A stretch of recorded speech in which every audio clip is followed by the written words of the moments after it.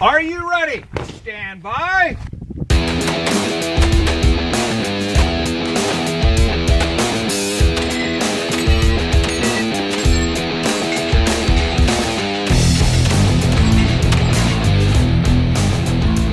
Hey everybody, welcome to the Three Gun Show. I'm your host, Dave Hartman, and this is the world's largest three-gun podcast. I got a great interview for you today. So we have Adam Reiser on the show, and this is pretty cool. So I love having Adam on the podcast because he definitely takes it seriously when he's on. He does a lot of well-thought-out prep, and then he delivers on the goods. Like he had all his stuff written out for this show, which is really cool. So our premise for this podcast was taking your last match performance, analyzing the things that you did right and the things that you did wrong, and then creating a practice plan for your next match. Now, a quick little spoiler alert here. Adam's next match that he had in mind when we recorded this podcast was the High Desert Three-Gun Championship, and that was last weekend as I record this, and he actually won Tac-Ops Division. So apparently his method works. So know that going in, all right? Before we get started, a couple things here. I got a little update and an announcement. So on the 30-day challenge, 1 week down, and I think the people that are involved in the 30-day challenge that we're doing on Patreon, which is patreon.com/3gunshow if you're interested in that, the people that are involved in the 30-day challenge are having fun, but we've run into some challenges, which is why we call it a challenge. Most notably on the weekends, which is when people usually cut loose and have fun. So people are sticking with it. I've got point totals for the first week, and a pretty cool thing that happened is several people reached out and wanted to offer prizes for people that are involved in the 30-day challenge. So I saved that little announcement for right now and wanted to lock down all the people that are in it so we can't have any people that jump in and just mess with their scores and stuff. So Crimson Trace is going to kick in some weapon lights. Vortex Optics is going to provide some pretty cool optics. And IWI is coming up with a apparel prize package for the people involved in the 30-day challenge. And it's a small group of dedicated folks, so you got a pretty good chance of winning something. So thank you to those amazing companies, Vortex Optics, IWI, and Crimson Trace. And we'll keep you updated on how all that stuff goes. So for me, I think the biggest part for me is I'm slacking on the dry fire. Now, the diet part was hard when I was at a match because the match, it was DC Project Team Match, and they provided amazing barbecue and libations as well. And so I slipped on the diet a little bit there, got back on it on Monday. But for me, it's the dry fire. So that's a habit I definitely need to make. So what can you change in your habits to improve your game? Think about that. And if you're interested in the 30-day challenge, we'll probably do it again. It seems like we're getting some really good feedback. So, hang in there and join on Patreon. Play along. All right. Number 2. This big announcement here. Here at the Three Gun Show, I'm lucky to meet some of the coolest people in the industry and work with 2 great advertising partners in Vortex Optics and IWI. They provide a lot of opportunities for me and the show, and I bring you along there with me as well. So this wouldn't exist without them. This also wouldn't exist without the patrons. It's one big happy family that continue to support the Three Gun Show. So today, I'm excited to announce that we add a third partner. We're going to be working with JP Enterprises for the next year and hopefully many, many more years after that. So let me tell you why I'm excited about this partnership. Back in 2011, when I started shooting 3-gun in Colorado, all the top guys at the matches were shooting JP rifles, and it was something to aspire to one day own. Definitely a quality piece of machinery, and like I said, an aspiration. So about a year after I started the podcast, Jesse from JP reached out to me, and he told me that the guys in the shop listened to the Three Gun Show while they're building rifles and asked if I'd like to have John Paul on the podcast. I was blown away because like at that time, like I was really still trying to gain traction with the Three Gun Show. I was working my full-time job and stuff like that. And I was blown away and really excited about that. I was excited to hear that the guys in the shop were actually listening to the show, and then of course that John Paul wanted to be on the show. So he did come on the show, and episode 73 with John Paul came out a week after I quit my corporate job, and I set out to travel the country, shoot 3-gun, and do the podcast. My corporate escape was months in planning, and as it turned out, John Paul told a story of a similar adventure on the podcast where he traveled the country, lived in his car, and he trained with all the best instructors in the country. And I remember at the time that he was telling me that, just being like so excited because I was keeping that secret that I was going to be quitting my job soon. I was keeping that secret, didn't want to announce it on the podcast or anything until it was closer to fruition.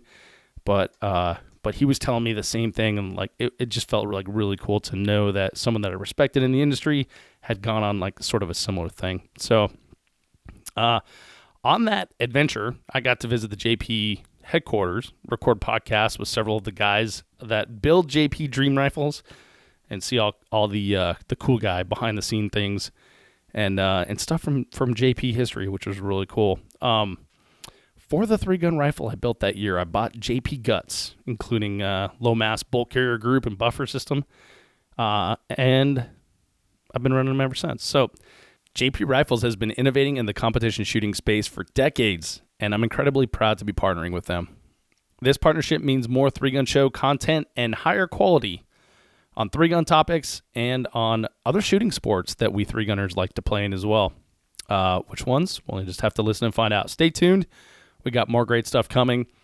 And now, enjoy this post-match self-assessment with Adam Reiser. Adam, welcome to the show, my friend. Hey, thanks, buddy. Adam and I are here to talk about post-match self-assessment and how you can use that assessment to guide your practice for your next match. And I'm pumped, Adam, to have you back on the show. Every time you come on the show, you really bring the funk and the knowledge. So thanks for being here, man. And let's do this. Let's party, man. I've got a couple listener questions here to go with it as well. So we got a full evening ahead of us. Awesome. Well, I have coffee on one side of the computer and beer on the other side, so I got the ramp up and the ramp down. Yes. All right. Well, so drink beer until you start to slur, and then have a little coffee. Do my best. Yeah. So, Adam, it's been a while since we've chatted on the show. We've talked a little bit off the air, but what have you been up to, man? What's going on in your world? A whole lot of the same, pretty much. A lot of shooting matches, a lot of climbing. Found some more time to kind of focus on climbing lately, so I've been doing a whole ton of that. Not as much practice, but still getting out to a good handful of majors. Went down and helped out with a handgun mastery class down at TPC, which is pretty sweet. That's their like big giant group class. It's like a 5-day pistol class. That's really a whole lot of fun. Done a couple of those and shooting stuff and climbing stuff. Pretty standard. Awesome. Well, 5-day pistol mastery or handgun mastery, that's a lot of shooting 5 days straight, and all of it on the range, all of it concentrating on pistol technique. How do the students take that? Everybody's pretty stoked on it. The last one was interesting. We actually had to call an audible because the weather got so bad on us one day that just going outside is just going to be a terrible idea. And so we actually basically had a dry fire day. It had a little bit of classroom time. I talked about match management, pretty much the same talk that I gave on the show here. And that was actually really interesting to have dry fire in a class. But the class is really cool. It starts off with, a lot of very fundamental stuff. Just grip, stance, trigger control. It goes into acceptable sight pictures. There's a lot of things along stage breakdown and stuff along those lines. And then at the end of it, the last day is actually basically shooting a little mini match with the instructors, kind of like guiding your walkthroughs and sort of your management, between stages and things like that. So it's a really cool class.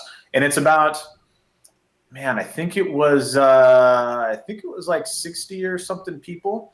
And wow, like a lot of the people. instructor ratio was still like 3-1. So we basically like, it's calling all the cars level instructor participation down there. We get as many people down as we possibly can. So it's so you got a lot of people working with a lot of students. Nice. What's the round count for a 5-day class like that? I think it was about 3,000 rounds, something like that. It was a grip of shooting. The Yeah, guy, it's a lot of rounds. really baller, Phoenix Trinity spiky grips. Every one of those dudes had their grips completely covered in athletic tape by the end of the class. So those work to fix problems apparently, but not when you're shooting for 5 days in a row. Yeah, not so big of a deal at a couple hundred rounds at a match, but for 3,000 rounds over 5 days, that were on you. I mean, even my hands are bloody with just a little bit of work that Aaron did to mine. So it was. If you're not used to your grips, you don't shoot a lot. It'll tear you up. I love it. I love it.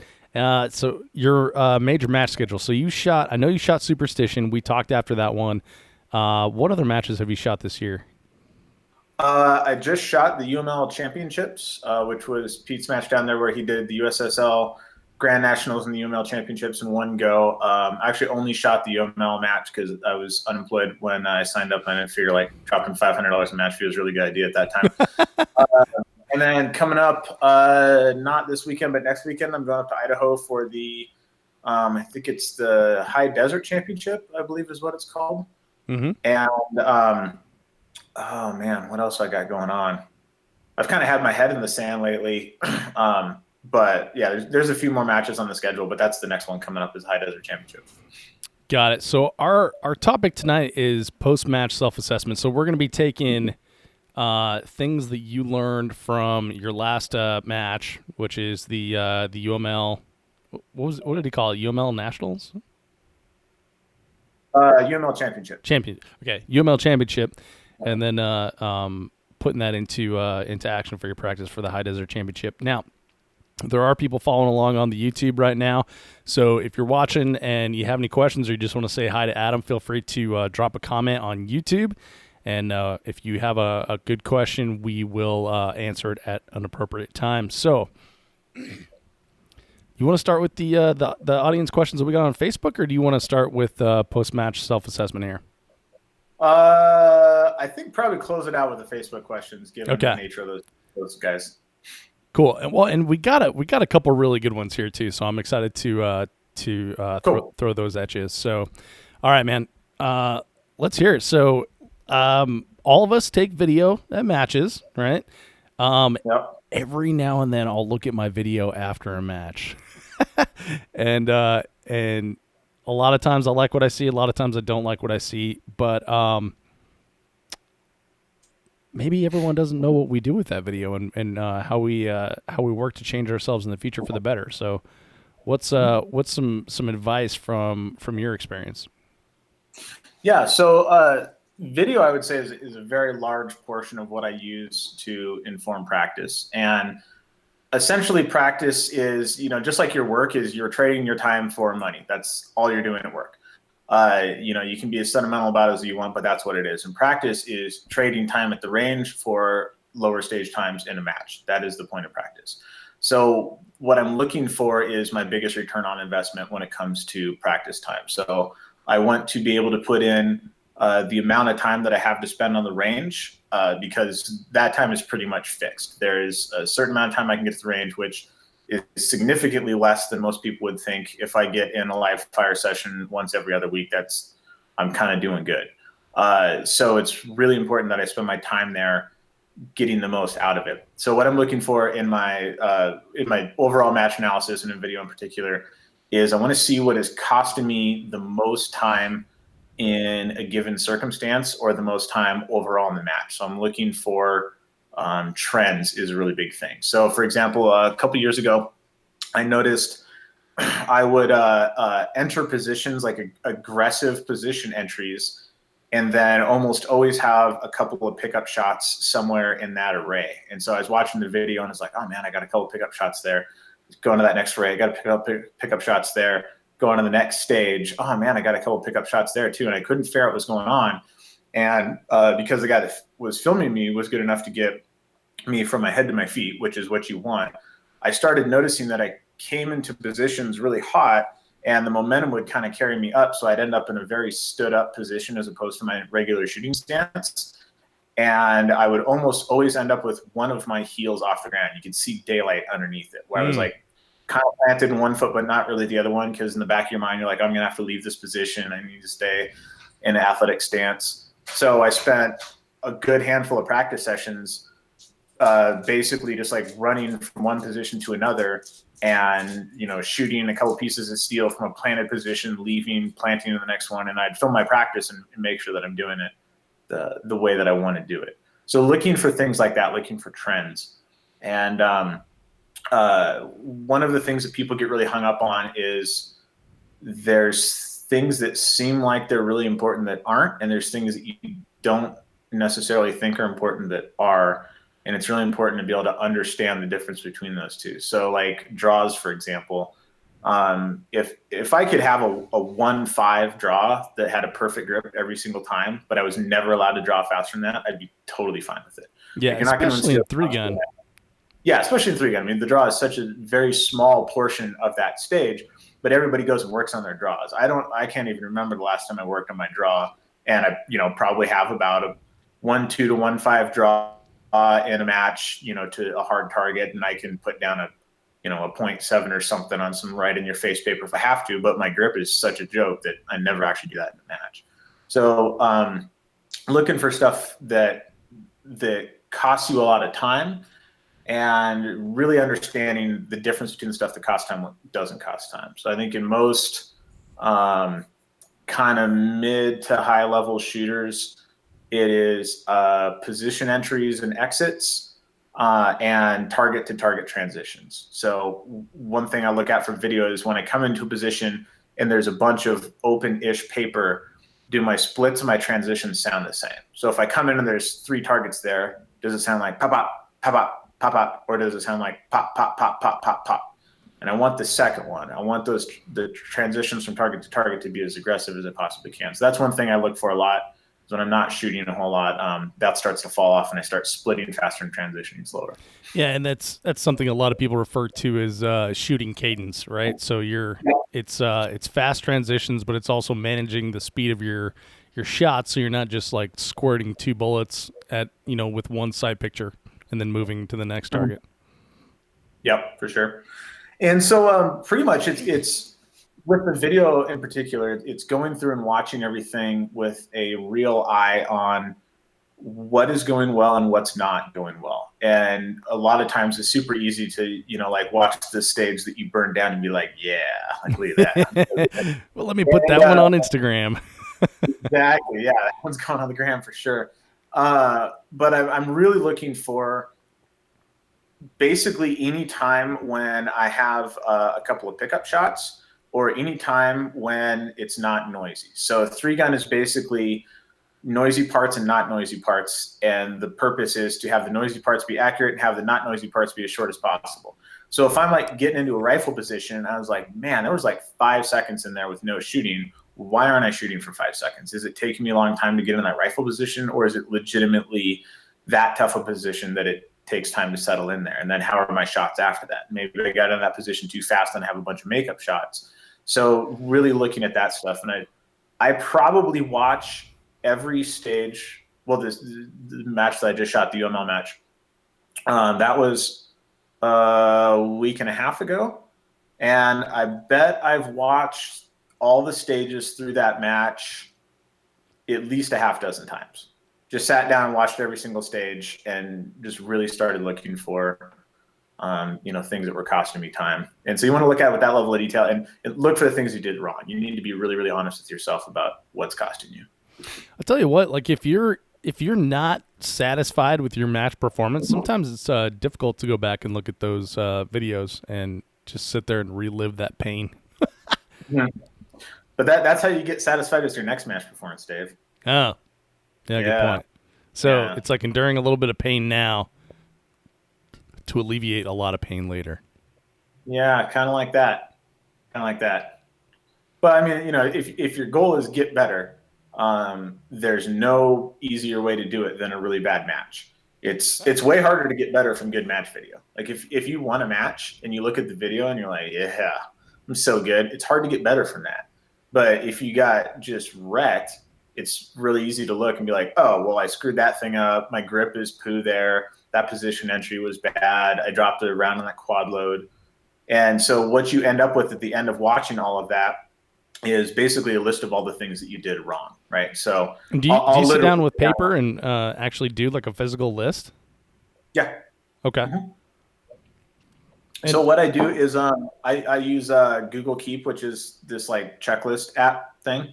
And I use it for everything. And I actually make a list of like, UML championship, like mistakes. And I'll like, position entry. And then I'll, basically look at those things, see how often they happen. And then when you get to the end of all your match footage, you have a list of all the things that you did wrong in the match. Then what you want to do is figure out which one of those things cost you the most in the match overall. So maybe you got wrecked on some spinners. Maybe you shot the long range terribly. Maybe all of your quad loads were a joke. Like whatever the case is, you got to kind of put those in order. And then that's how I inform my practice going into the next practice session. Like, okay, spinners first, long range second, quad loads third. Do you have you ever read With Winning in Mind, Lanny Basham's book? You've read that? Mm-hmm. His like positive reinforcement of like, that's like me, when you do something good. Do you ever write down like the good things you do, or are you only writing down mistakes you made? I don't write down the good things that I do, but I watch the good things that I do. So like there's like I've made the little like sizzle reel for Facebook. Yeah. I've also watched like a half dozen times just to like watch myself and like look like I know what I'm doing. And it's really good to be like, yeah, like that guy's crushing it. Oh shit, that guy's me. Like that's pretty awesome. So yeah, and, like having a section of a stage or a whole stage or like a little highlight reel or something that you can look at and feel like you really know what you're doing. I think that's important as well. Yeah, I would agree because I think I've done like a spiral of just I'm not getting better. I'm not doing well. I suck at this game. Why am I even doing this? And blah blah blah blah. And I think it's unhealthy, and you like kind of get down that path, and then if you look back at like one of those films from 2012 or something like that, you're like, oh yeah, I actually am much better than I used to be. Yeah. Well, I think one thing with that too is it's important to understand that in the time that we have been shooting 3-gun, the high end of 3-gun has gotten way better, and the average shooter has gotten way better because the access to information is there. People are taking classes. People are shooting gear that works. I mean, like right now, Adam could go to most of the matches that I shot 5 years ago and win by like 15%. Yeah. And like that's not a thing anymore. Like you can't just like roll up to a match out of practice and just like just win. I tell you what, man, I was watching Hot Shots on YouTube. Yeah. You remember that? And it was season 2. Scott Green told me to watch it. And he told me specifically to pay attention to Max Michel's footwork. But I kind of like the story, and it was kind of interesting seeing Lena Michelek shooting her first match and then shooting her first shotgun match, and then now she's like in the same episode she's a world champion. It was really interesting.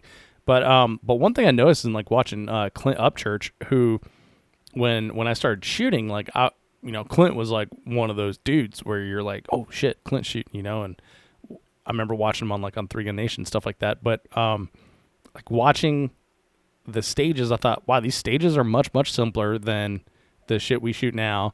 And Clint seems to be going a lot slower than I thought he would have been.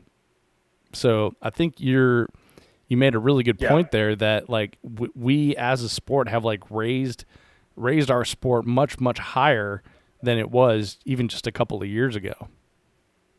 Oh yeah, definitely. Yeah, the competition aspect of it has significantly improved for sure. Yeah, absolutely. All right, so back to the self-assessment. We took a little rabbit tour there, or rabbit trail, as we do on the 3-Gun Show. But we're back, and we're talking self-assessment. So you've made your list. You maybe made that sizzle reel for Facebook that you can show your mom and your wife and stuff like that. What are you doing now? Well, my wife doesn't give a shit. Yeah, I'm sure there's a lot of people that can relate.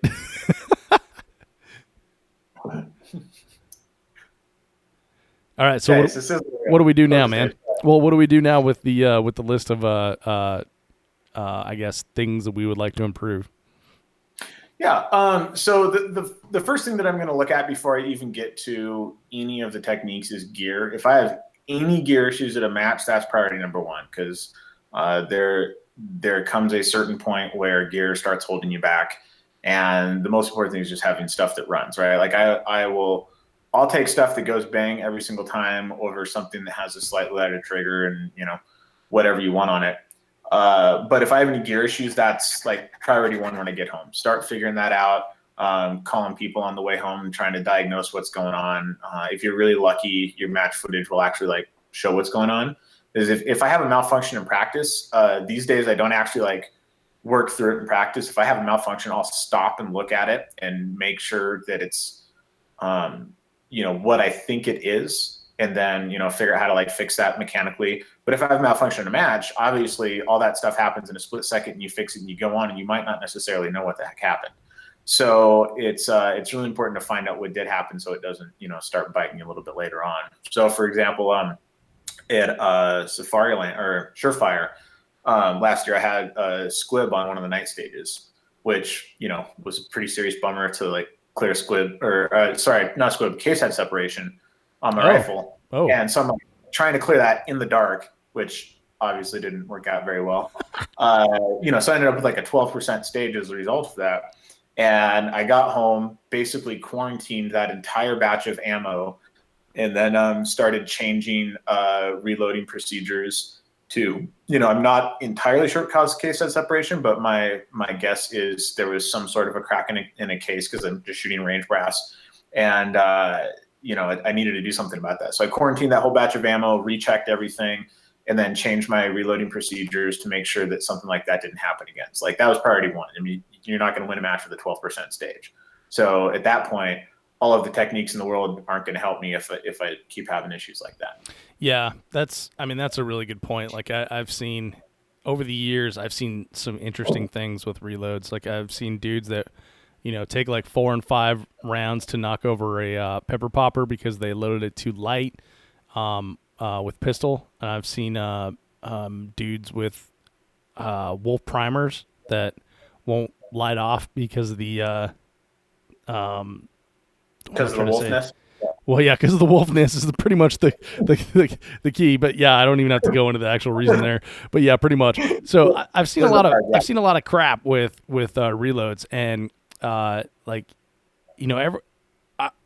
see a huge benefit to shooting lighter pistol loads for like various reasons, but you can't argue with just it going bang every single time. So yeah, consistency is key in that. So yeah, getting ammunition that works every single time is number one. Accuracy, I would say, is number two in that. Yeah. Yeah, it doesn't matter how accurate it is if it doesn't go bang every time. Yeah. So that's priority one. Gear is definitely priority one. After that starts coming to technique stuff. And what I found is as you get better, it's becoming harder and harder to look at footage, big low-hanging fruit. I mean, I can look a couple years ago and be like, oh God, well, I dropped 2 quad loads on that stage. Obviously didn't practice my quad loads. Like had 9 makeup shots in the long range. That obviously cost me a lot of time. And is it tighter and tighter and tighter? The things that make a difference start becoming harder to spot. And so one of the things that I've started doing is I'll get into practice core and I'll look at the winning stage time on each stage, and then look at the difference between that stage time and my stage time. If I'm lucky, that stage time is my stage time. But more often than not, it's not. And so I'll look at it and be like, all right, Nils shot this stage 3 seconds faster than me. And I'll watch my match footage, like, where are there 3 seconds here? What am I doing that adds up to 3 seconds? Okay, that was slow. There's 2/10 right there. That position entry was a little choppy. I had a pickup shot there. There's another 3/10. Like, what added up to that 3 seconds? And there's definitely a lot of times now it's just kind of like he just did everything a little bit faster. that's one of those things when you get to that spot where you're like, okay, everything needs to get a little bit better. It gets a little bit harder. And it's kind of like, building precision rifles. Like you can buy a 1 minute rifle for $900. You can buy a half-minute rifle for $1,800. You can buy a quarter-minute rifle for like $5,000. And if you want to start getting under that, then the same thing happens in stage times. Like it gets harder and harder to trim off that top couple of percent. And it just see it in your match footage if you don't have something to look at and be like, okay, what is really, really good on this stage? Like everything looks good, but I still lost by 5 seconds. So like, what am I missing there? Yeah, that's a really good point. Like I never thought about taking just the time differential between you and either, your buddy who maybe you have match footage of or the stage winner and trying to figure out like where those seconds came from. That's really good. Yeah, that's a really important one. Yeah. Here I had a yard sale and had to pick my shotgun shells up off the ground. That took me 8 seconds. That's pretty fast pickup. That only costs 8 seconds. Well, when you do it as many times as I do. Yeah. Yeah, and so I'm looking at all of this with that eye on like return on investment, right? So the easiest thing to change a lot of times is just match prep. So sometimes you run into a situation where did I forget a stage plan? Okay, well, maybe I need to come up with a better system for, programming a stage. Was I loading mags before this stage and, I shot like crap because I was all flustered? Well, maybe you need to, load mags the night before. You need to change your match prep a little bit because that's essentially free. That's just, constructive use of your time. You don't really need time on the range for that. So that's something that I look to like pretty early on is there anything that I can do in terms of homework either at home or the night before the match to, help me out a little bit. Yeah. So 2 things. One, Josh Smith says, post-match analysis is easier when you were hot garbage all over the Texas Star and Polish plate rack like me. Thank you, Josh. You're correct, sir. Stop sucking. And then just walk left and shoot better. Yeah. 2, my pal Wade, years ago, we were talking. I think we were talking about obstacle racing in the plan, prepare, perform context, and I like to use that with 3-gun as well, like major match. It's like, planning is like, okay, this is like basically everything that we covered in the last podcast that we did together, like logistics of planning out your match, making sure that you have all the things that you're going to bring, all the, where the hotel is and stuff like that. And then preparing is like, the night before the match is like, are your mags stuffed? Do you, if it's an all pistol stage, why do you have shotgun shell caddies on your belt, when you show up to the range, that kind of stuff. That's like all in the preparing part. And then once that buzzer goes, then you can do the perform part of it. But the preparing, it gets tough when they all start the same, but the preparing, you can do that weeks before the match. You can do it the night before the match. You can do it just, an hour before the match. You can do it right before the stage.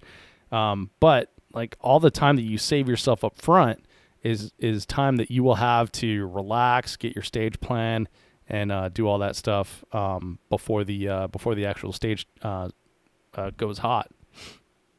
Yeah, definitely. Yeah, the preparation and gear issues are going to be your biggest return on investment because they don't take away from your time on the range itself. Like you said, planning stages, programming stages, breaking stuff down, and then it also doesn't take away from time when you're able to go out to the range. So like gear issues, for example, I've been on the range a lot when either myself or somebody else is there and they spend their entire practice time fixing some issue that they have, and then you're wasting practice as well. So, and the gear issues, it's important so that there is a everybody blames the gun, right? It's like you get done with the stage, you're like, oh my god, I missed all the long range, like my zero must be off. Yeah, my sights are off.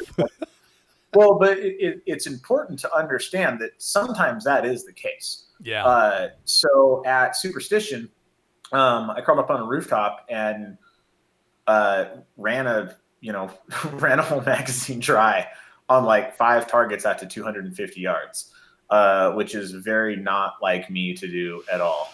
And I got off the roof and I just couldn't figure out what happened, and it really messed with me bad.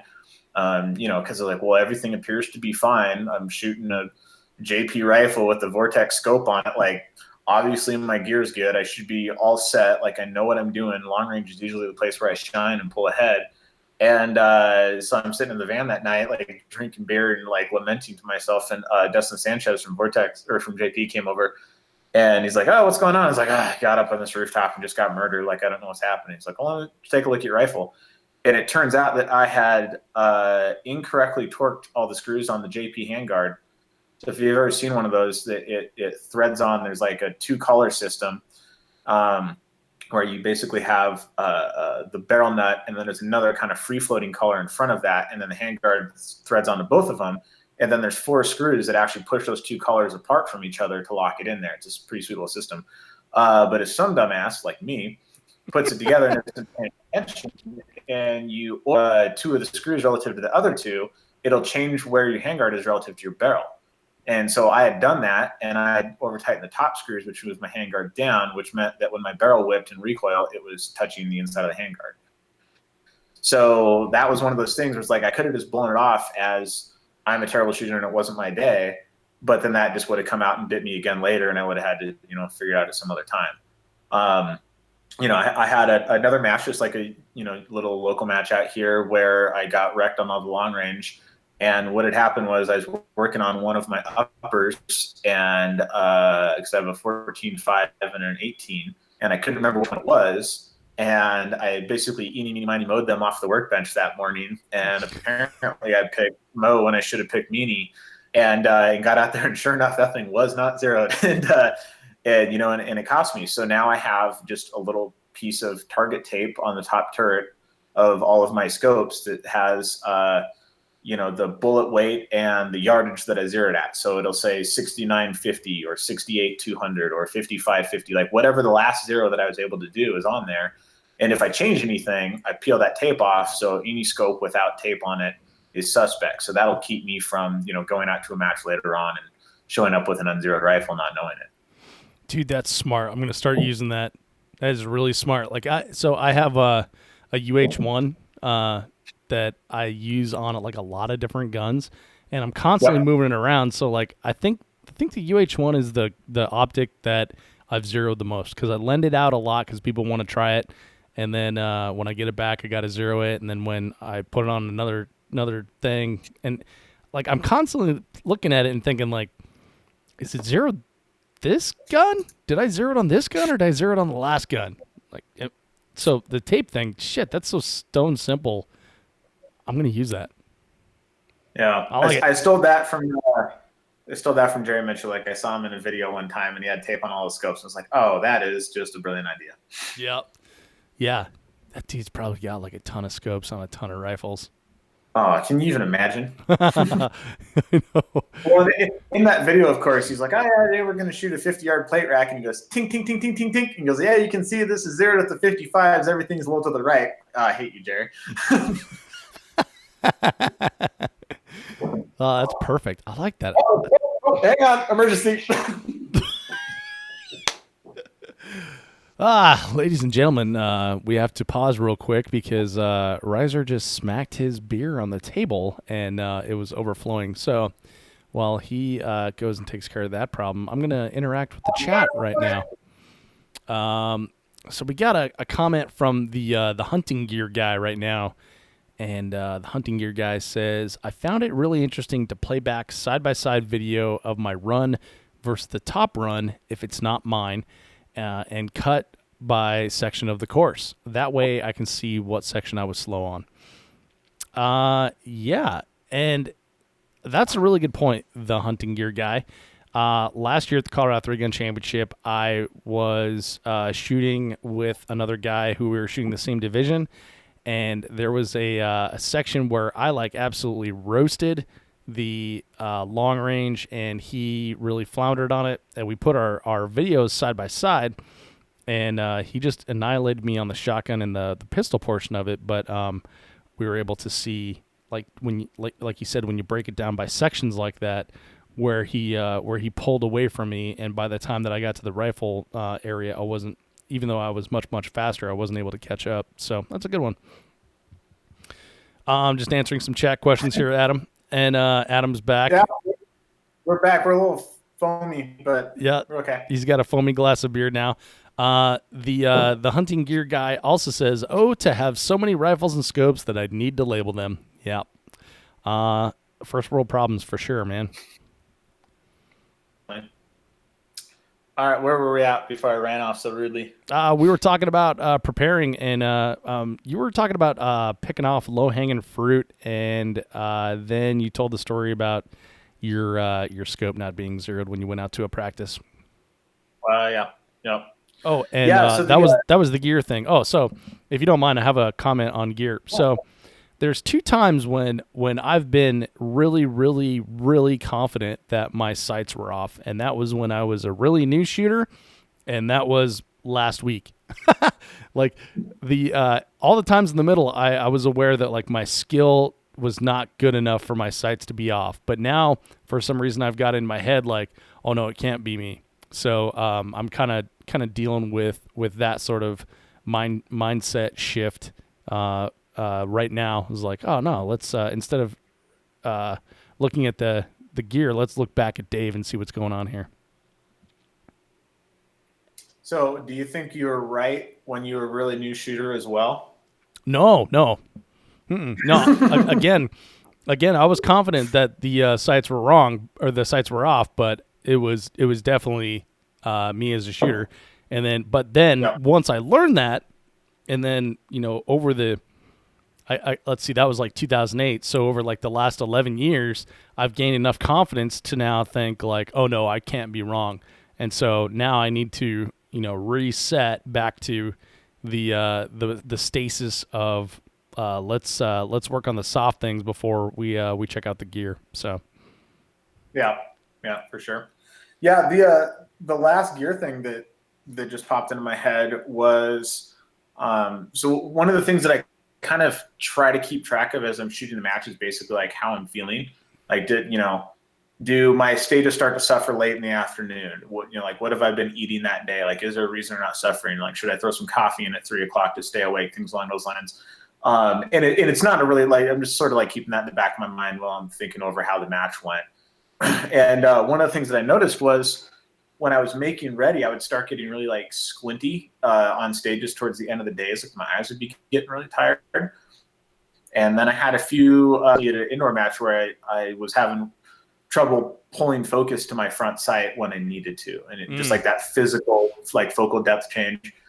And so, a gear thing, I just went to the optometrist for the first time since I was like 12 and got my eyes checked at. And he's like, oh yeah, you have like pretty shitty vision in your right eye. I'm like, really? Because that's the eye that I use for shooting. So it makes me feel pretty good about what I've done so far. But yeah, so I'm getting custom prescription shooting glasses and stuff made, and so that's been a kind of an adventure. But that's something that but I didn't really think about forever, right? I was like, oh well, it's just kind of hard to see the sights, and like things far away are like just kind of fuzzy. That's like just how they are.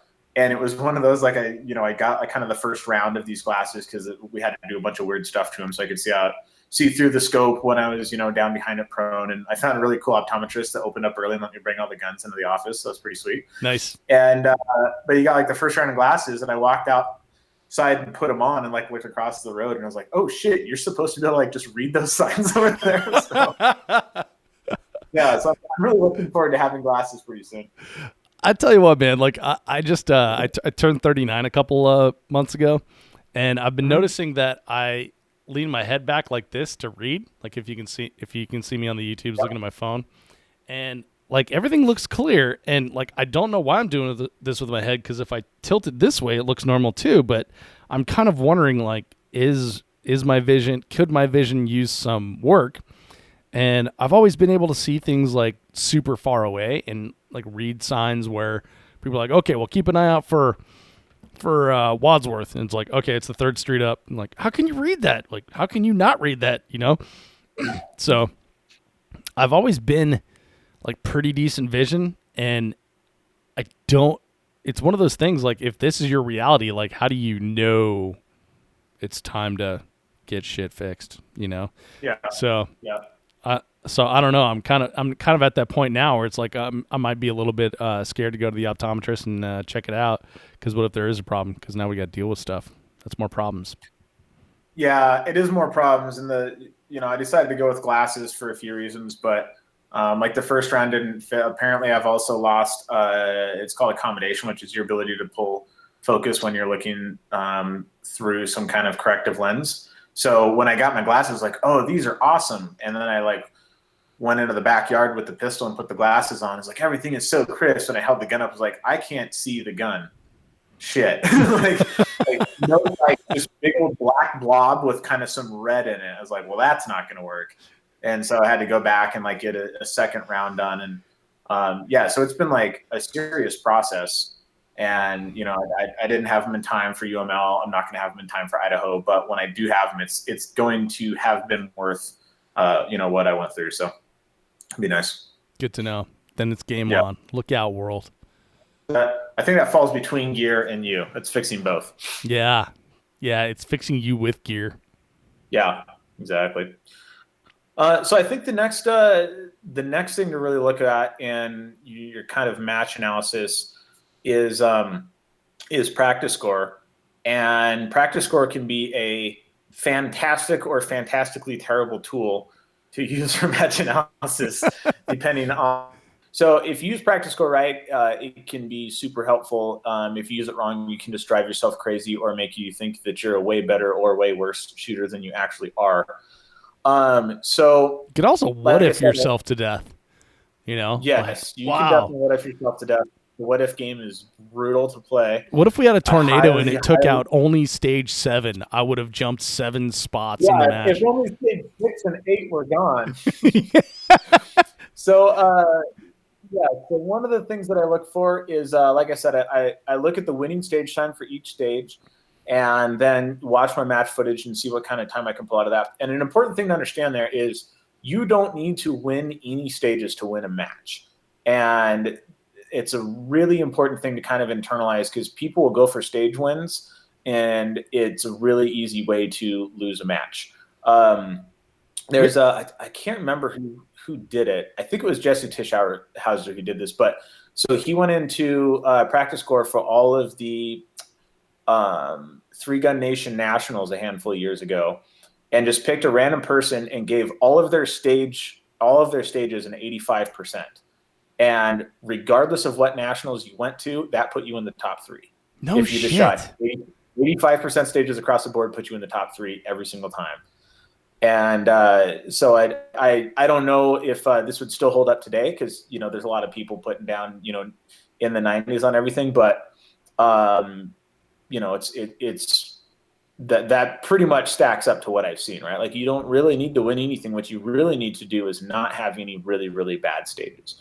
So like one of the things that came out from discovering that Kyle Soule had been cheating and editing his scores and practice score for years was that he gave himself a stage win in Wyoming over Daniel Horner, and then still ended in the exact same spot he would have if he hadn't cheated. Yeah, exactly. So that's one of the things for practice score I use is to figure out what the winning stage times are on these stages. And it's not to be like, oh, I need to be this fast. It's to understand what is the level at the very, very top end. Like, am I missing something? Is there something there that I'm, not getting? One of the things that I like to do is I'll change it over to total time scoring and just look what that would have done.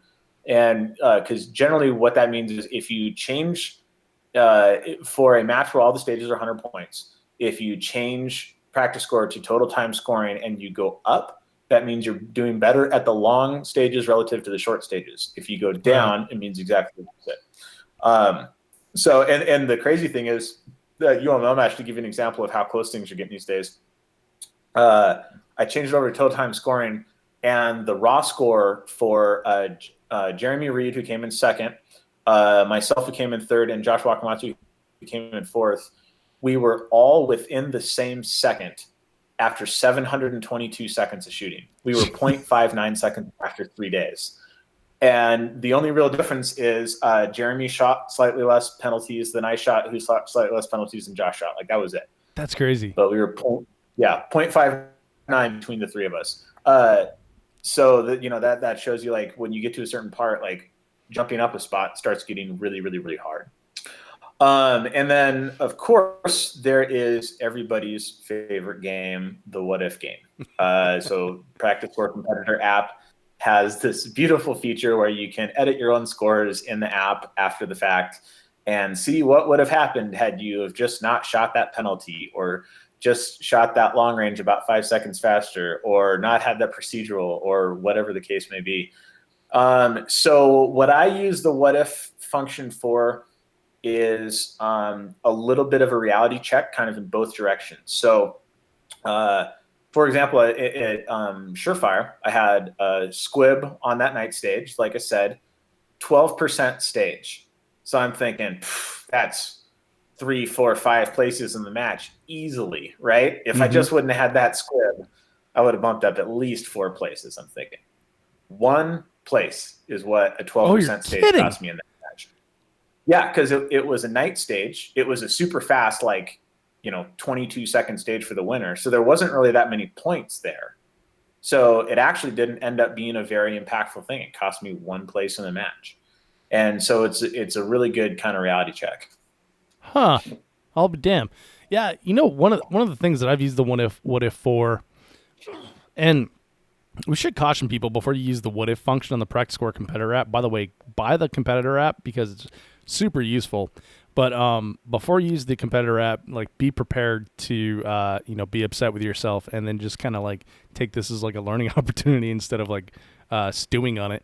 But I've had massive malfunctions or errors where I've dropped shells, or shotgun just completely went down, and then I've went back onto my video and seen how long did that malfunction take to clear, how long did it take to ditch those shells and get new shells in there, and then edit that out of it, and then that will sometimes bump you up a couple spots, but it's that low-hanging fruit that you're talking about. Once you get that low-hanging fruit out of your stage time, you can kind of see where you'd be if you hadn't done that. And so one of the important things to do is you really need to understand at a very, very basic level that those things that, what if those things didn't happen? Well, those things did happen. And it's really important to internalize that, because a lot of people are like, oh, I'm a way better shooter, shot 9 misses on that thing and plugged that no shoot, not spun that spinner, and then dropped the shells. I would have been in 8th place instead of 22nd. I'm a way better shooter than this. But you did do all of those things. That's what happened. Yeah. And so it's just like that squib. Oh yeah, well, if I wouldn't have gotten that squib, then I would have been in this place instead of this place. But it did happen, and it was my fault. Oh, well, that, who cares? Or is it, case set separation? Well, that's not your fault. Yeah, it is my fault. I loaded that ammo. That's my fault. Yeah. It's really understanding that all of the things that did happen in the match, that's part of the match. And so the other important thing is to understand that those things also happen to other people. So what I also like to do is go in and find the people just underneath me that are kind of in that peer group that I just squeaked ahead of. And I go in and I do the what if on theirs. And I'm like, all right, did I actually shoot better than this person, or did I just get lucky because, one of their stage times has 20 extra seconds on it because they had a bunch of penalties, or they had a bunch of misses, or, whatever the heck happened, and really kind of do a gut check and see, was I that good, or did circumstances fall my way? Yeah, that's a really good point, and that's, I think, taking responsibility, the extreme ownership model, completely for your match from top to bottom, and realizing everything that happened on that stage was you. Whether it was, you fell off the rooftop, that was you. Don't fall off the rooftop. Or you dropped a quad, don't drop the quad. Or you had a case head separation, load your ammo better. Everything was you.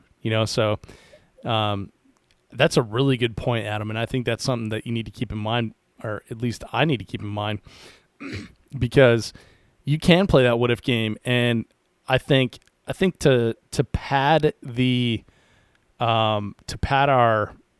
to save our egos from the hit of a loss or like a showing that we don't think is commensurate with our experience or our level of effort, we can make those excuses in our head and talk ourselves into it, and like, well, usually I shoot better, so let's just imagine if I shot better on this, and then you can kind of smooth it over and make yourself feel better. It's like getting ice cream after getting a shot at the doctor.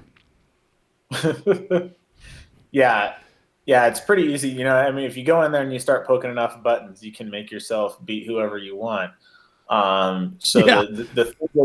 the thing that I really caution about when playing the what if game is getting to like really realistic things that what you're looking for is how well did I shoot?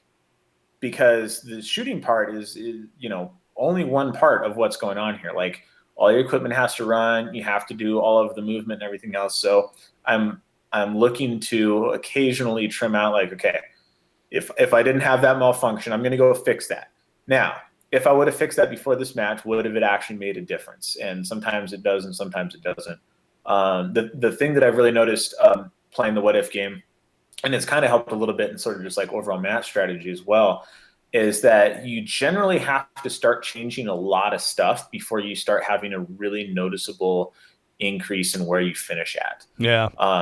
So like if you change one thing, it'll almost, depending on where you're at, it'll almost bump you like a place or maybe two. But to like really start moving up the leaderboard, you need to start changing a lot of stuff, which tells you that, yeah, you're not where you want to be. Like if you want to be in, the top 5 and you're in 15th and you have to change stuff on 9 stages to get there, then you got some work to do. So, but it's also important, that will help inform kind of the, the volume of effort that you need to put in to really, start getting there. If you're looking at the things that cost you and like, okay, well, if I make myself 5 seconds faster on the long range, what does it take to actually get 5 seconds faster on the long range? Well, I'm going to have to go out to a place where I can shoot long range. I'm going to have some sort of little barricades and stuff that I can get in and out of position faster, because that costs me a couple. I'm going to have to be able to shoot those long range shots more accurately. I might need a better optic on my gun to do that if I'm shooting something that's, losing 0 or not clear enough. I might need more expensive ammo if I'm shooting the 55 grain burner stuff. So maybe, there's a lot of costs associated with that. And then I actually have to go to the range and put in that level of time to go 1 for 1 out to, 460 yards or whatever it was at UML.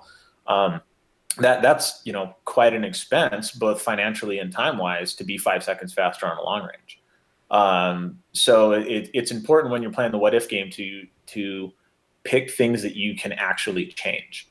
It's like, oh, well, what if I didn't drop that quad load? Oh, sweet. Well, I can go to my base and practice quad loads and get better at that and take 2.5 seconds off my stage time, basically for free. So that's, and a really important consideration is changing the things that you're actually willing to change in real life, and then seeing kind of the impact that they have. And that helps with that big picture, kind of, cost benefit analysis that you have. Like, okay, well, if I have 3 hours of range time, per month, then what do I need to work on in those 3 hours? And so you can kind of go in there and like, all right, well, if I speed up all of my target transitions by 1/10, and there's this many targets on there, like, what does that do to my stage time? What does that do to my match performance? Yeah, that's true. Okay. So then it's finding those spots where you want to what if, and you want to shave time off your practice score in the competitor app, and then actually going and putting those in practice. Yeah, exactly. And that's the most important thing of all of this. And, all of the knowledge in the world isn't going to do you any good if you don't actually go and practice it and work on those things. I'm running into that a bit lately where, I have a very different job than I did a year ago. My job last year, I was on the range a couple of days a week, and I didn't necessarily always get to shoot, but I was always there. So there's always opportunity to like pull out the pistol, put a few rounds down range, chrono some stuff, fix a little problem, like whatever. I was on the range a lot. And now I have a job where if I make it to the range once a month, like I'm doing pretty good. So that time crunch has gotten a lot tighter, and it's making the time to actually make that happen, and then getting the most out of that time when you go out. Yeah. So then how do you plan your training sessions for success?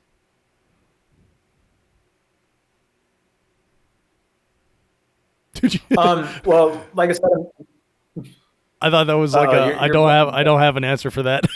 That was just a lag in the internet. yeah, no idea.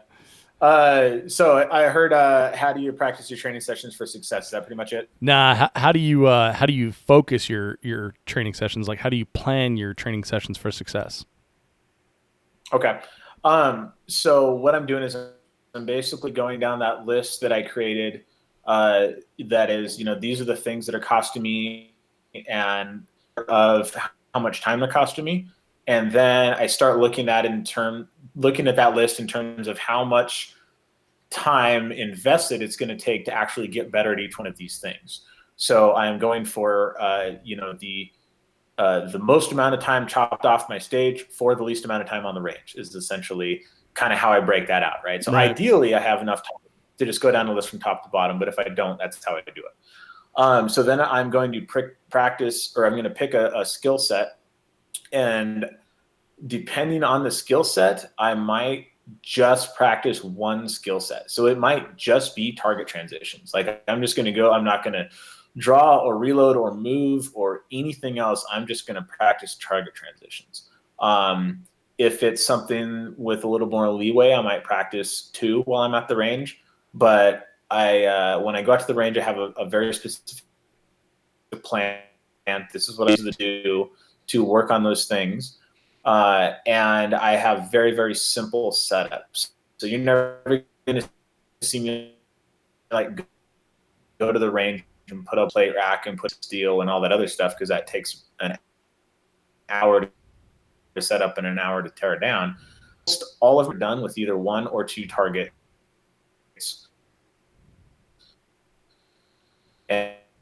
And that plate rack out at the range, or I'll set up like one those positions. I literally steel, and I set up 3 cones that were, the first one was on the left, the second one was on the right, the third was on the left, and they got gradually closer. And I just had a simple movement drill where I started about 20 yards, and I would draw and I would shoot the steel twice. I want to shoot things twice when I'm doing something like that, because you can kind of come into a position and have a terrible grip and a terrible stance and just plug one and, think it worked good. But if you're shooting more than one, then your grip and your stance come into play. So I would shoot 2 rounds, run to the second cone, shoot 2 rounds, run to the third cone, shoot 2 rounds. So the first cone was, 20 yards away. The second one was 15. The third one was 10. So I'm using a slightly different sight picture and a slightly different trigger control for each one. I have forward movement and I have side-to-side movement. I have aggressive position entries and aggressive position exits. One of the things I was having trouble with for a while was doing the missed popper dance, where you shoot at the popper and start to leave the position and then run back in to shoot it. I love that one. So this one worked on all of that stuff at the same time, right? It was a draw to a hard target, good stance and grip when you come into position, aggressive entries, aggressive exits, and some movement. And it took 1 piece of steel and 3 cones from like some sporting goods store. And I did that drill only every time I went to the range for like 2 months. And it really, really, really helped with entries and exits and, seeing enough of a sight picture, because it was super punishing, because you come in and go pop, miss, leave, run back. And, it was a great drill, and it took 1 piece of steel and a couple cones. Yeah, I like those simple drills that are easy to set up and then punishing to execute. Now, when you run those drills, are you doing it again and again and again and again, or do you just do a few runs and then change the drill up? It depends. Quite often I'm running it again and again if it's a drill that's hard enough that I'm like really trying to get something dialed in. If it's something like, what's a really good example? Like movement drills, I'll change those up a lot because I'm looking for kind of varying styles of movement. But for that drill, I set it up pretty much the same way every single time. And what I was trying to do was I basically had a time. I was like, okay, how aggressively can I do this and get it right every single time? Because you can just like shoot 2, walk to the next position, shoot 2. Like there's a speed where you can do it every time. There's a speed where you can get really lucky and hook up. And I was trying to see what it felt like physically and visually to do it at a pace where I could do it every single time. And honestly, like I would go to the range and burn 300 rounds doing that and get it clean like 3 times. Mm-hmm. And it would like, it just made my soul hurt. Like I would leave the range just thinking I was terrible. But as I did it, I would calm down a little bit with the position entry and not overcook it and have a terrible stance. And, it's the thing that I could come up with at the time to help me diagnose a couple problems and work on them without going there and spending an hour of setup. Yeah. Yeah. I like where your head's at. My most recent training session, I was training with Darren Cepeda, and he's like, okay, we're gonna do this cold, and then we're only gonna do it a couple more times. And so we got, I think we did 5 drills, and we only got 4 runs at each of them. And so if you didn't nail it on your first one, and then or the second one or the third one, then you were kind of walking away like angry, and you were walking into the next drill kind of grumpy, and you had to put that behind you. And I thought that was kind of cool from like a match training perspective, because the stuff that we do on the range in a match, we're never doing hot, right? We're always cold. We always like get one shot at it, and you got to do your best. But then you have to put that behind you and do the next stage. So I thought that was kind of like an interesting method and a fun way to practice that for matches as well. Yeah, for sure. Well, and I feel like there's breakout drills. In my mind, I think of it in terms of skills on one hand and performance on the other hand. Yeah. So okay. skills are your ability to actually do this thing, and then performance is your ability to do this thing when it matters, right? So what you're talking about is performance, and it absolutely is a fantastic thing to train. I've done that type of thing a lot myself, where like me and another dude will go out and like I'll set up a drill and like, okay, we're going to shoot this once, then you're going to pick something, then we're going to shoot that once, then I'm going to pick something, then we're going to shoot that once. And that might be a case where if there's a couple walls up and I have a few targets, maybe we're just going to like move a couple things around and shoot it each time. And so that, it's also training, but you're not training specifically a skill which needs to be fixed. You're training, I go up and I'm bombing the first 2 stages of the day because I'm not warmed up, right? It's something along those lines where you're like, okay, I want to be able to walk up cold to that first stage and put down my best run and have it be the same quality as if that, stage 3 was at the end of day 2 instead of the beginning of day 1. I got you. So that's absolutely a very valuable thing. I've done that. I think it's fantastic, but it's a different thing because doing the same drill over and over and over, that's a really simple drill. What you're practicing is a very specific skill set. So like, let's say your draw is terrible and you're just getting a bad grip out of the draw. I would stand there and maybe shoot doubles on a 20-yard piece of steel, just like a draw, and shoot 2 or 3 rounds where I need that recoil control. I need all that stuff that's going to be super obvious if I get a bad grip. I'm going to do a couple 100 rounds of that. If I'm looking at a more general, like, okay, all of my skills are there, but I just kind of need a little bit of like match performance love, then that's where something like you're talking about starts coming in. But in my mind, they're kind of different things, and that comes down to all that evaluation that we're talking about. Like, what's costing you the most? Well, are you losing a place because your first 2 stages of the day are 60% stages and then everything else is in the 80s? If that's the case, then for sure something like that is fantastic. Man, that's a really good point. Skills versus performance, and then breaking down your match performance to a level where it's like, okay, well, what time of day did I shoot that stage? Was that my first stage of the day, or was that my last stage of the day? Because one of the things you brought up earlier is nutrition and hydration. I found for a long time that like at club matches, I'd go shoot like a a 4-stage club match, and I would bomb the 4th stage consistently for month after month after month. I would bomb the 4th stage in club matches, and it got to be like, oh, it's because I'm not eating, I'm not drinking. I've got like a massive case of what I call the F-its, and like I just don't care about that last stage. And it's like, well, why don't you care about this last stage? Like you cared about the other 3, you know?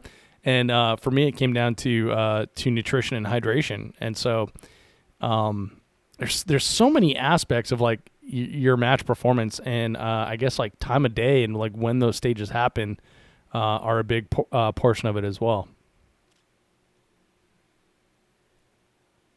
Yeah, for sure. And so that's the thing, is just like being aware enough, and that, can be part of that practice core thing too. Like when you bring up those stages and you start looking at them, look at the order that you shot those in. Yeah. Always crap? Is your last stage always crap? Is, do you warm up and then cool off, and then figuring out how to address that? And what you're talking about is a fantastic way to do that, going out and doing like 1 or 2 runs on something and then moving on. That's a great way to be like, all right, like this first stage is the one that matters. And even more than that, one of the things that I've done with a lot of people, I have a bunch of dumb dollar bets. So the bet is $1 signed by the loser to the winner. And so I've got a couple hanging up in my basement. I got some friends that have theirs with my signature in their wallets. And one of the bets that I'll often do is, we'll go out and set up a drill or whatever. And I'm like, okay, but like my time on this drill should be X. Like if I can push this time underneath whatever I think this should be, then, I win. And if I can't, then you win. Or if it's somebody like right at my level, then it's just like whoever wins that thing. But it's like the first shots fired out of the gun, therefore simulating the first stage of the day. Mm-hmm. Because even when you're kind of mixing things up and you're doing a stage a couple times and you're changing it, and you're doing it a couple times and then changing it, you still get warmed up as you go on, right? So your third one's always going to be better than your first one, even if it's actually a slightly different array or the walls are in different places or whatever, because you're kind of warmed up. So that first one's really hard though. And, learning how to go out and just sort of put down that performance on the first stage of the day it's tough. It's super tough. Yeah, it certainly is. All right, Adam, anything else we want to add to match assessment and then putting that then into practice on the practice range? No, man, I think that's pretty much it. Really just stuff, being really honest with yourself, and then, actually going out and practicing. Super efficient with that practice. I'm between the last match that I shot and the next match that I shot, I'm going to have probably about a 2-hour range session next week, and that's going to be it between those 2 matches. So like what I do at that range session is, going to be super important, because that's the only time I got.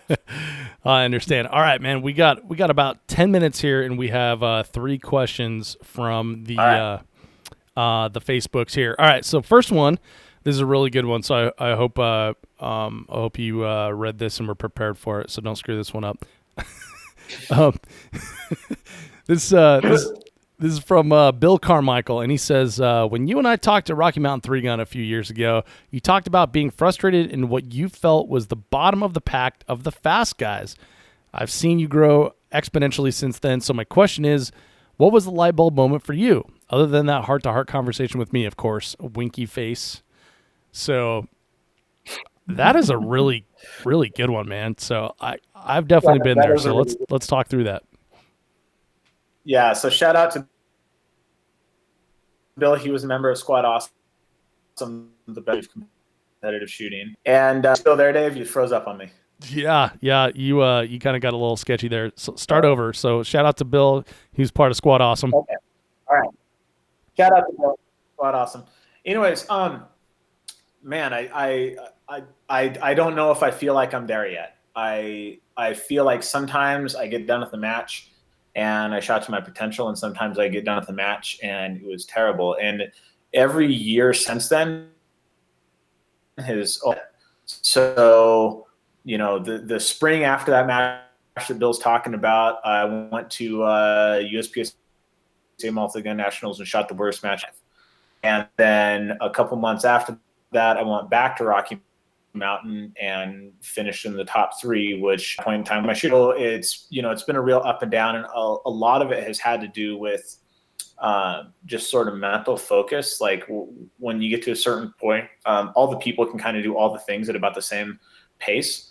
And it's the ability to like manage yourself, mentally through the match that really starts making a big difference. So like the rest of last year, I had a fantastic year, finished out with a good finish at Hard as Hell, and then went into this season, shot Superstition. And, there's like a dozen people who know me who had very long conversations with me. They're like, oh man, I've had a rough match with Superstition, because I got it all up in my head again and had some very long talks to people. And then, the UML match, which I had a really good finish at, and I did that by very directly applying lessons from some of those talks that I had, manage myself mentally match, and really come up with is, well, Hard as Hell last year. I actually didn't know that match was that weekend. I thought it was a week later. And I was on the phone with Dustin from JP like the night before the match. And I was like, all right, like I was just signing off. I was like, all right, see you next week, man. He's like, no, dude, I'll see you tomorrow. Like, what are you talking about? I was like, no, dude, the match starts tomorrow. I was like, what? And I was like, hung up the and just like, well, I made it. I guess we'll see how this goes. But I almost have to relearn that every single year. So the short answer to Bill's question is there was no like light bulb moment. If anything, like very lightly, drawing of the shades maybe. and there, by any start at the beginning to do it at the end, not yet. So would you say just like consistent progress then is what's going on? Yeah, I think consistent progress with the occasional stumbles, and then, more progress to follow. But yeah. Got it. Well, Adam, our connection's getting much worse, so we do have 2 more questions here, but I'm gonna save them for next time we get together, so we don't suffer the audience with the robot voice. So Okay. We're gonna sign off here. Adam, thank you for being a part of the show, man. Always such a wonderful time to have you on. I really do appreciate your perspective, and thank you for sharing your self-assessment and then putting that into practice with us here on the 3 Gun Show. Absolutely, man. Happy to be back. Thanks, Adam. We'll see you on the range soon, man.